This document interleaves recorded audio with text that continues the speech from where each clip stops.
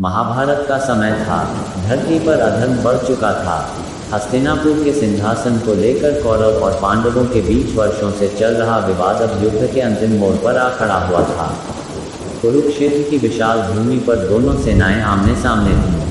शंखनाद हो चुका था, धूल उड़ रही थी, रथों की गर्जना से आकाश कांप रहा था। पर उसी रणभूमि के बीच एक रथ पर खड़ा अर्जुन भीतर से टूट चुका था। अर्जुन, जो अपराजय धनुर्धर था, जिसने अनेक युद्ध जीते थे, आज अपने ही बंधु बांधवों को सामने खड़ा देख विचलित हो गया। उसने देखा भीष्म पितामह, गुरु द्रोण, कृपाचार्य, अपने ही भाई बांधव मित्र सब शस्त्र उठाए उसके सामने खड़े हैं। उसका हृदय करुणा से भर गया, हाथ से गांडीव ढीला पड़ गया। उसने अपने सारथी श्री कृष्ण से कहा, मधुसूदन, मैं इन पर बाण कैसे चलाऊं? इनके वध से मुझे क्या सुख मिलेगा? राज्य, सुख, वैभव सब व्यर्थ हैं यदि अपने ही न रहें। मेरे अंग शिथिल हो रहे हैं, मुख सूख रहा है, मन भ्रमित हो रहा है। मैं युद्ध नहीं करूंगा। यही वह क्षण था जहां से गीता का आरंभ होता है। मनुष्य के दुख का सार यहीं से खुलता है। श्री कृष्ण मुस्कुराए। उन्होंने अर्जुन को देखा, एक योद्धा नहीं बल्कि मोह और शोक से ग्रस्त एक मनुष्य के रूप में। उन्होंने कहा, अर्जुन, तुम्हारा ये शोक अज्ञान से उत्पन्न है। जिस शरीर को तुम मारना या बचाना चाहते हो वह नश्वर है। आत्मा न जन्म लेती है, न मरती है, न ये कभी उत्पन्न हुई, न कभी समाप्त होगी। जैसे मनुष्य पुराने वस्त्र त्याग कर नए धारण करता है, वैसे ही आत्मा पुराने शरीर को त्याग कर नया शरीर धारण करती है। अर्जुन चकित था। उसका दुख अपने प्रियजनों के नाश का था, पर कृष्ण ने उसे एक गहरी सच्चाई से परिचित कराया, मृत्यु अंत नहीं है।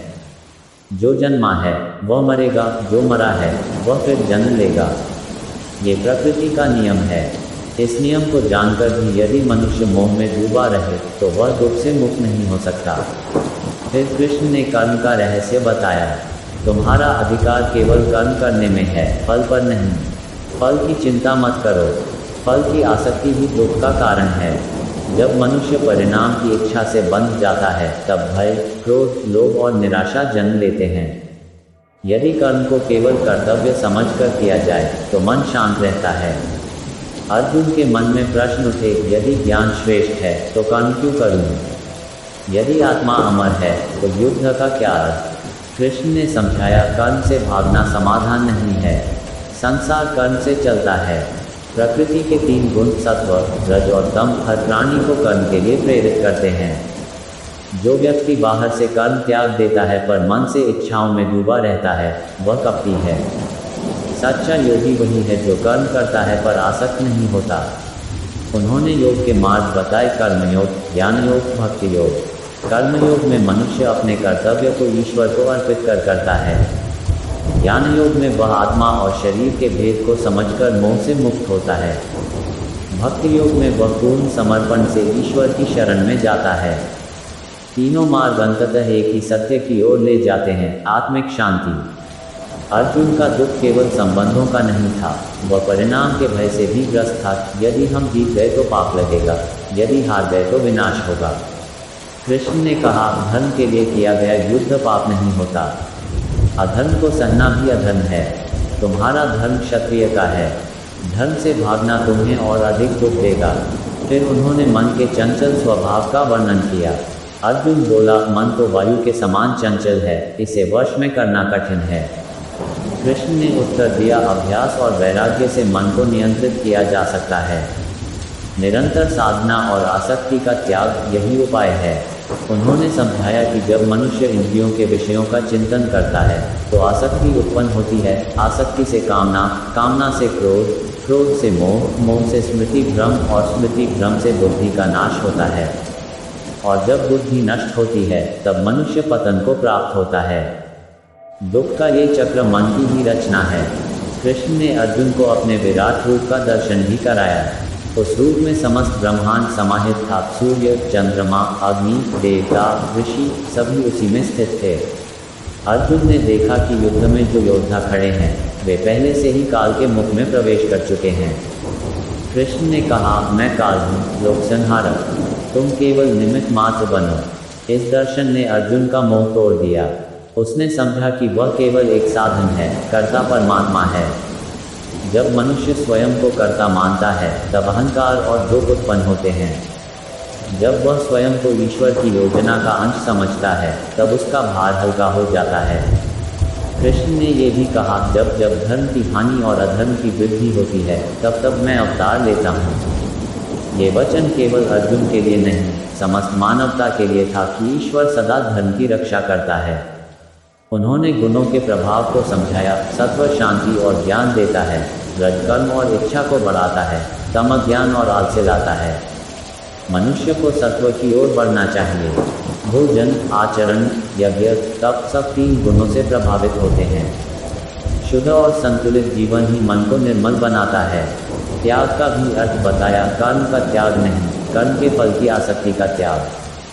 जिसने इच्छा, क्रोध और लोभ को जीत लिया वही मुक्त है। जिसने सब प्राणियों में एक ही परमात्मा को देखा वही सच्चा ज्ञानी है। अंत में कृष्ण ने कहा, सर्वधर्मान् परित्यज्य मामेकं शरणं व्रज, अहं त्वां सर्वपापेभ्यो मोक्षयिष्यामि मा शुचः। अर्थात सब धर्मों को त्याग कर मेरी शरण में आओ, मैं तुम्हें सब पापों से मुक्त कर दूंगा, शोक मत करो। ये श्लोक गीता का सार है, पूर्ण समर्पण और विश्वास। जब मनुष्य अपने अहंकार, भय और मोह को छोड़ देता है और ईश्वर पर भरोसा करता है तब दुख समाप्त हो जाता है।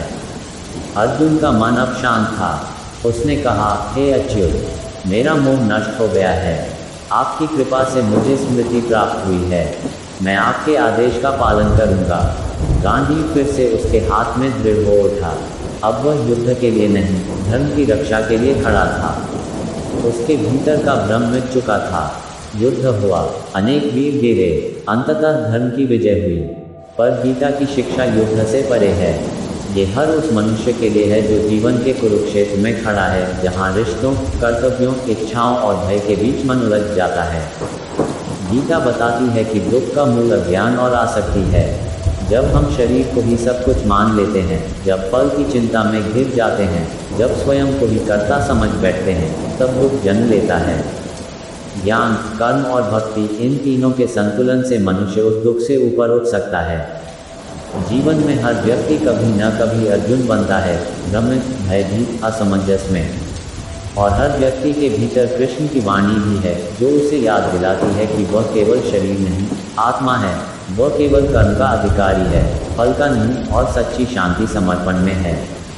इस प्रकार श्रीमद् भगवद गीता केवल युद्ध भूमि का उपदेश नहीं बल्कि जीवन का मार्गदर्शन है। ये सिखाती है कि दुख से भागना समाधान नहीं, उसे समझना और उससे ऊपर उठना ही मुक्ति है। जब मनुष्य अपने धर्म का पालन करता है, आसक्ति छोड़ता है और ईश्वर में विश्वास रखता है, तब वह हर परिस्थिति में स्थिर और प्रसन्न रह सकता है। यही गीता का संदेश है। दुख का अंत ज्ञान, कर्तव्य और भक्ति में है। और जो इसे समझ लेता है उसके लिए जीवन का हर कुरुक्षेत्र एक साधना बन जाता है।